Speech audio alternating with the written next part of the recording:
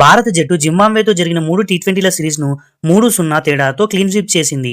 కెప్టెన్గా శ్రేయస్ అయ్యర్కు దక్కిన తొలి సిరీస్ విజయం ఇది. టీ20 వరల్డ్ కప్ తర్వాత గౌతమ్ గంభీర్ కోచింగ్లో జరిగిన మొదటి 2 సిరీస్లలో భారత్ ఓడిపోయింది.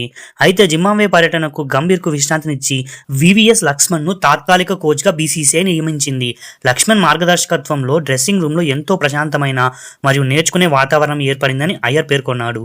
లక్ష్మణ్ అందించిన స్పష్టమైన వ్యూహాలు, మార్గదర్శకత్వం ఆటగాళ్లకు మానసిక స్థైర్యాన్ని ఇచ్చాయని, యువ ఆటగాళ్లకు స్వేచ్ఛను ఇవ్వడమే తమ ప్రధాన లక్ష్యమని ఆయన వివరించాడు. ఈ సిరీస్లో భారత ఆటగాళ్లు భయం లేని క్రికెట్ ఆడారని అయ్యర్ అన్నాడు.